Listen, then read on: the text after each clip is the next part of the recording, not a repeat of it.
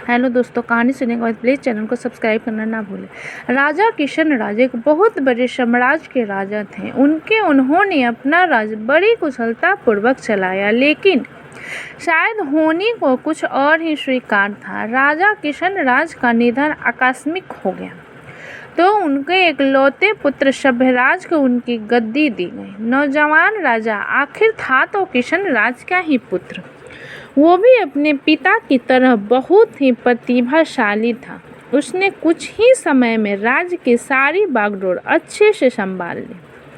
राजा की मां यानी किशनराज की पत्नी पहले ही स्वर्ग सिधार चुकी थी। राजा अपने पिता के इकलौते संतान था और अब उनके माता और पिता दोनों ही नहीं थे। समय समय पर राजा का राज्य के सबसे पुराने और वफादार मंत्री काशीराम मार्गदर्शन किया करते थे और राजा अपने राज्य के सबसे पुराने मंत्री काशीराम को ही सब कुछ मानता था।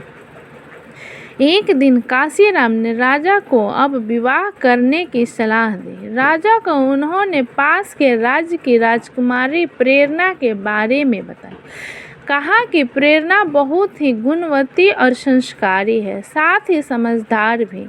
आपके साथ इस राज्य को चलाने में भी आपको बहुत सहयोग करेगी। राजा ने पहले कुछ समय तक मना किया, लेकिन लड़की और उनके परिवार के बारे में सुनकर राजा ने उनकी बात मान ली। राजकुमारी और उनके परिवार वाले पहले ही राजा से बहुत प्रभावित थे, इसलिए वो विवाह के लिए तैयार थे। आखिर ऐसे राजा से शादी कौन नहीं करना चाहेगा। बड़ी धूमधाम से के साथ राजा की शादी हो गई। शादी के बाद प्रेरणा इस राज्य में आ गई। राजा प्रेरणा की सुंदरता के साथ उनकी समझदारी का भी बहुत बड़ा प्रशंसक बन गया। ऐसी कई बातें थी जो राजा बल से नहीं हल कर सकता, उसे प्रेरणा अपनी सूझबूझ से सुलझा देती थी। राजा और रानी दोनों ही एक दूसरे को पाकर बहुत ही खुश थे। उन दोनों में प्रेम प्रगाढ़ था। ठीक 1 साल बाद रानी प्रेरणा गर्भवती हो गई। राजा और रानी दोनों अपनी पहले संतान के लिए बहुत खुश, भगवान का बहुत धन्यवाद दे रहे थे। राजा ने योजना बनाई थी कि उनकी संतान होने पर वह पूरे राज्य को निमंत्रण देंगे। आखिरकार वो दिन आ ही गया और रानी ने एक पुत्र को जन्म दिया। राजा और रानी प्रशंसा का कोई ठिकाना नहीं रहा, लेकिन यह खुशी ज़्यादा देर तक नहीं टिक पाई। नवजात पुत्र कुछ ही घंटों में मर गया। राजा और रानी के साथ मंत्रीगण और सेवक सभी बहुत दुखी हो। काशीराम ने राजा को हौसला दिया और कहा कि भगवान की मर्जी के आगे किसी की नहीं चली। आप खुद को संभालो और रानी को भी हौसला दो। राजा ने रानी के हौसला दिया, साथ ही खुद को भी। वो समय भी निकल गया। राजा और रानी उस दुख से उभरने लगे। उन्होंने इस सत्य को स्वीकार किया और अपने आने वाले जीवन के लिए फिर से योजना बनाने लगे। कुछ समय बाद फिर रानी गर्भवती हो गई। इस बार राजा और रानी कुछ ज़्यादा सतर्क थे। समय समय पर दवाई और वैद्य से परामर्श लिया कर, ताकि पिछली बार जैसा फिर कुछ न हो। समय आने पर फिर रानी ने फिर एक पुत्र को जन्म दिया, लेकिन इस बार भी वह पुत्र कुछ घंटों का ही मेहमान था। राजा रानी को लगा कि ऊपर वाला उनके साथ ऐसा क्यों कर रहा है। अब यह बात सोचने योग्य हो गई थी। राजा ने अब दूसरी तरह के उपाय करना शुरू कर दिए। सब कुछ होते हुए भी राजा के राजमहल में एक अलग खालीपन था। विरोधी राजा और शत्रुओं ने राजा की इस अवस्था का लाभ उठाकर राज्य पर हमले करना शुरू कर दिए।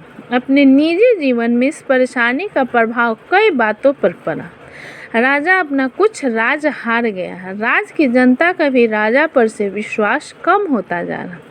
बातें थी कि जो अपनी संतान नहीं बचा पा रहा है, लगता नहीं वो राज्य को बचा पाएगा। इन सारी समस्याओं के बीच रानी प्रेरणा अपने प्रयासों में लगी हुई। वो राज्य में ऐसे ही जा जाकर राज्य के वासियों से मिलने लगी। रानी क्या कर रही थी यह किसी को पता नहीं। फिर करीब 6 महीने बाद वो राजा को बोली कि अब हमारी संतान की मृत्यु नहीं होगी, लेकिन उसके लिए आपको मेरी बात मानना पड़ेगी। राजा पहले ही जानता था कि रानी बुद्धिमान है और कहना मानना हमेशा ही उनके लिए अच्छा रहा है। इसलिए राजा झट से हाँ बोलते हुए बोला कि हाँ, आप जो बोले, जैसा बोले वैसा ही होगा। बताइए, रानी बोली। आज रात के बाद मैं अज्ञात जगह चली जाऊंगी और संतान प्राप्ति के बाद मैं उचित समय पर वापस आ जाऊंगी। आप मुझे ढूंढने का प्रयास मत कीजिए। राजा बोला, अज्ञात, यह आप क्या कह रही हैं? आप रानी होकर ऐसी बातें कर रही हैं। आप कहाँ रहेंगे? रानी बोली कि अगर आपको हमारी संतान चाहिए तो आपको मेरी बात माननी पड़ेगी। राजा कुछ न कर सका। फिर रात में राजा जानता था कि वो अपनी रानी से अब पता नहीं कब मिल पाएगा। रात्रि के बाद सुबह जब राजा नींद से जगा तब रानी जा चुकी। काशीराम के द्वारा पूछे जाने पर राजा ने कहा कि प्रार्थना करें हम उनके प्रयास में सफल हो जाएं। राजा को भरोसा था कि रानी जहाँ भी होगी वो इतनी बुद्धिमान और समझदार है कि परिस्थितियों का सामना कर सकती है। साथ ही उसे यह भी विश्वास था कि रानी जो बोल के गई वैसा ही होगा। उनकी संतान इस वक्त जीवित रहेगी। इसलिए राजा अब अपने विरोधियों से निपटने लगा। वो अब विश्वास से भरा था, जिसके कारण उसे इसके अच्छे परिणाम मिल रहे थे। फिर एक दिन अचानक लगभग 10 माह बाद एक सुबह रानी गोद में बच्चा लिए आई। पुत्र था करीब 1 माह का। राजा की खुशी का ठिकाना नहीं रहा। राज में उसने सभी को निमंत्रण भिजवा दिया गया। राजा ने रानी को धन्यवाद दिया। कहा, यह आपने कैसे किया और हमसे क्या गलती हो रही थी? रानी बोली, उचित समय पर आपको बता दूंगी। राजा अपने महल में नए मेहमान नन्हे राजकुमार के साथ बहुत खुशी खुशी जीवन यापन करने लगा। साथ ही राजा के राज्य का विस्तार होने लगा। लेकिन पुत्र के आने के बाद रानी में बहुत सारे बदलाव हुए।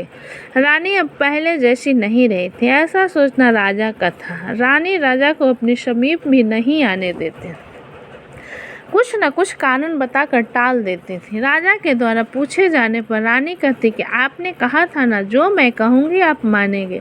यह भी हमारे पुत्र के जीवन के लिए आवश्यक है। राजा का पुत्र अब 2 साल का हो गया। रानी का समीप न आने का प्रतिबंध अभी भी राजा के लिए वैसा का वैसा ही था। इतने समय के प्रतिबंध के चलते अब राजा के मन में कई विचार घर बनाने लगा। फिर एक दिन राजा को इस विचार ने पकड़ लिया कि शायद यह पुत्र उसका नहीं है, कमी शायद उसी में थी। रानी को यह पता चल गया, इसलिए रानी अब अपने पास नहीं आने लगा। अब उसे यह विचार हमेशा सताने लगा। अब हर बात पर हंसने में वो अपने को अपमानित मान रहा। राजा ने एक दिन रानी को पूछा कि आपने कहा था कि यह बच्चा कैसे जीवित रहा, आप बताएंगे? रानी फिर बोली, महाराज उचित समय आने दे। राजा क्रोध में आ गया। बोला, मैं कई दिनों आपके व्यवहार को देख रहा हूँ। आप कुछ बहुत ही बड़े बात छिपा रहे। यह बच्चा किसका है? आप हमें सच बता दीजिए, हम आपको क्षमा कर देंगे। रानी को राजा के इस तरह के बर्ताव से अचरज हुआ। उन्होंने बोला, यह बच्चा हमारा है। आप कैसी बातें कर रही हैं? राजा बोला कि अगर आपने झूठ बोला या हमसे कुछ छिपाया जो हमें कहीं और से पता चला तो आपको और बच्चे को दोनों को दंड मिलेगा। रानी यह सुन क्रोध में आ गई और बोला, महाराज आप किस तरह की बात कर रहे हैं? बात अगर मेरी होती तो मैं चुप रहती, लेकिन आपने मेरे बच्चे के लिए बोला है और मैं यह बात सहन नहीं कर सकती। सच सुनने की हिम्मत है तो सुनो। तब रानी ने एक ऐसे सच से राजा को अवगत कराया जो वो नहीं जानता था। रानी ने कहा कि मैंने इस पूरे राज्य में करीब 6 माह तक भ्रमण किया और जगह जगह जाकर पुराने लोगों की बातें सुनी। आपके राज्य की सीमा पर जंगल में एक समूह रहता है। उनके कुल देवता में उनकी अटूट अवस्था है और उनमें शक्ति भी है। साथ ही समूह का एक प्रधान है जो पूरे समूह का ध्यान रखते हैं। उनकी वाणी मतलब उनके देवताओं की वाणी। जब आप 1 वर्ष के थे तब आपके पिताजी और माता के साथ एक दिन यात्रा पर गए। बग्गी से यात्रा करते समय उस समूह की एक महिला जो गर्भवती थी बग्गी से टकराकर मृत्यु प्राप्त हो गई, जिसके परिणाम स्वरूप उन्हें प्रधान ने श्राप दिया कि अब से उनका वंश आगे नहीं बढ़ेगा। इसी वजह से आप भी अपने पिता के एक अकेली संतान हैं और इसी कारण हमारी संतान नहीं बच पा रही थी। आपके यहाँ से जाने के बाद मैं वहाँ उन लोगों के साथ रही। शुरू में उन लोगों को मुझ पर क्रोध था, लेकिन फिर वह मेरी आस्था देकर पिघलने लगे। मैंने देवता से प्रार्थना याचना की, लेकिन एक बार तीर कमान से निकल गया तो वापस नहीं आता। हमारी संतान फिर पैदा होते ही चली गई। फिर राजा पूछता है, तो यह बच्चा किसका है? मेरे समय के साथ वहाँ एक और स्त्री भी गर्भवती थी। उनकी संतान भी उसी समय हुई। हमारी संतान फिर चले जाने में उनके देवता के आगे संतान को लेकर जोर जोर से रोने लगी। तभी वे सारे समूहवासी इस बच्चे मुझे देने आ गए और मेरे आगे घुटने टेककर मुझे समर्पित कर दिया। उनकी आंखों में मेरे लिए प्यार दया थी और हाथ में बच्चा था। बस मुझे लगा कि अब हमें क्षमा मिलेगी। नवजात को मैं कुछ दिन वहाँ रहने के बाद ले आई। आप अपना बच्चा न होने से कितने दुखी थे। उन लोगों की दया और महानता देखो। एक राजा को उन्होंने अपना बच्चा दे दिया, वो भी इस राजा को पुत्र को जिसने उस चोट पहुँचाई थी। मुझे लगा कि इस बच्चे को जीवन भर अपार स्नेह देना ही हमारा प्रायश्चित है। राजा यह सब सुनकर कुछ बोलने लायक नहीं रहा, खुद को कोसने लगा। बोला, मैं तो आपको क्षमा के लायक भी नहीं। अपने परिवार के श्राप का पता मुझे नहीं लगा और आपने इतनी तपस्या की। मैंने आपसे विवाह करके आपके साथ अच्छा नहीं किया, मुझे क्षमा करें। रानी ने कहा कि शायद मेरे द्वारा ही इसका पता लगाया जा सकता था। भगवान मुझे आपके पास ले आए। फिर राजा भी रानी के साथ वहाँ उन सभी से भेंट करने और क्षमा मांगने गए और उनकी दया को स्वीकार करते हुए उस बच्चे को बहुत स्नेह करने लगा। आपको यह कहानी कैसी लगी हमें कमेंट करके ज़रूर बताएं। अच्छी लगी हो तो प्लीज़ चैनल को लाइक करें, सब्सक्राइब करें एंड शेयर करें। कहानी अच्छी लगी है तो प्लीज़ चैनल को सब्सक्राइब करना ना भूलें। अपना कीमती समय देने के लिए धन्यवाद।